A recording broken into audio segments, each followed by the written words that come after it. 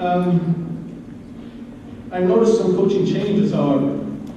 He's been obviously doing this for a long time. He's delegated a lot more.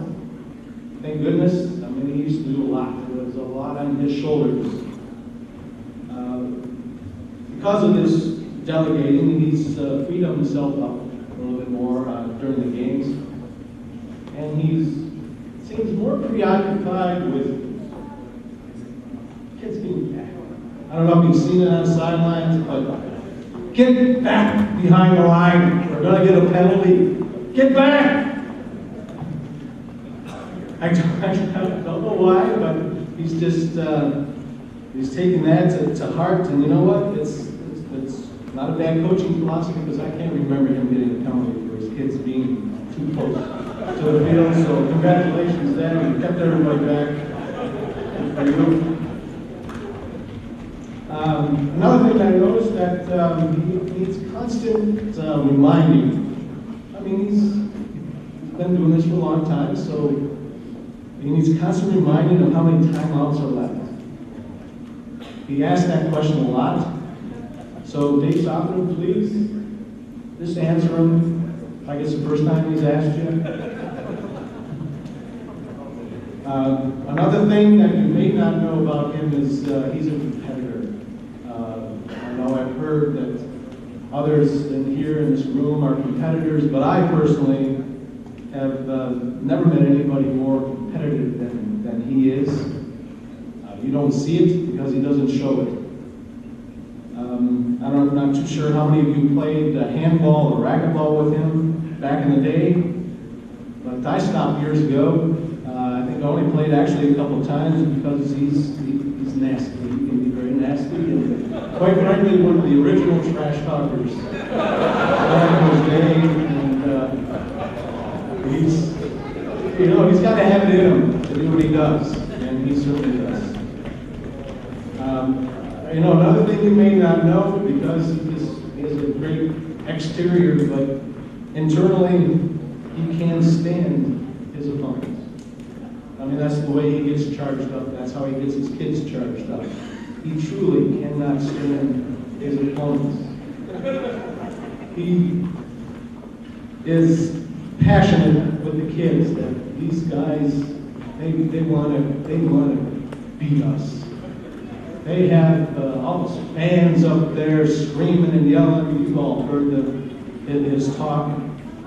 But after he respects most of his opponents, win or lose.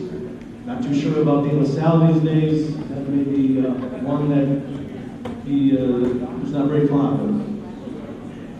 Al Fracassa is a family man. He's been a great father to his 4 kids, 7 grandkids, and husband to my mom, Phyllis, for 53 years.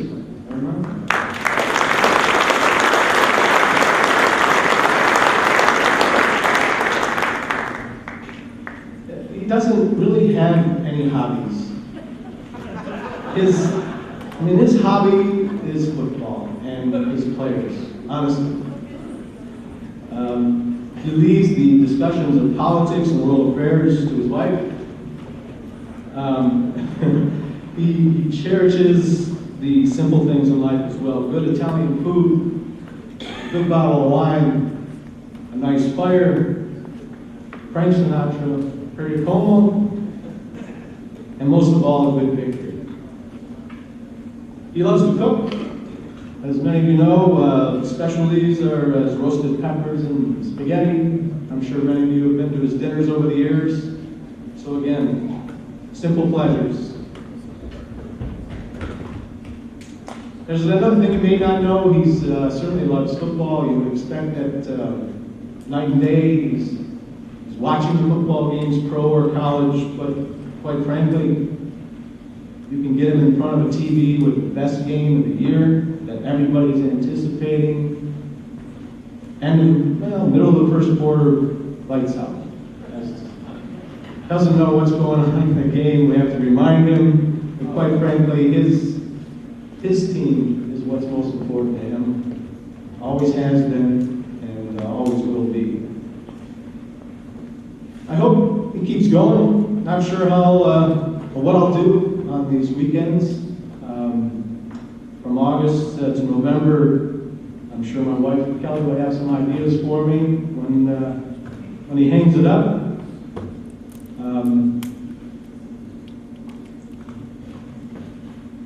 Believe it or not, if he can hang in there for a couple more years, he's thinking about his longevity. I really don't know all the facts, but I do know that if he can hang in there a couple more years, he would possibly coach a grandson of one of his players back in Tryon. Right, Dad? Is Mr. Everly? That's unbelievable. Think about that. A grandson of one of his players. That's a long time.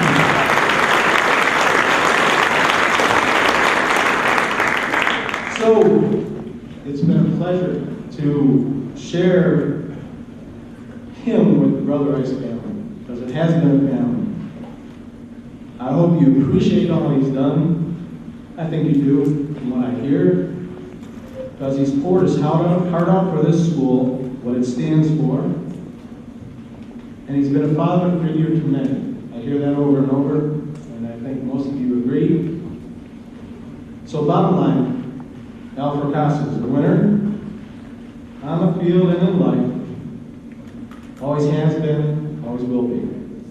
So congratulations to your induction to the Brother Rice Hall of Fame. My dad, your coach,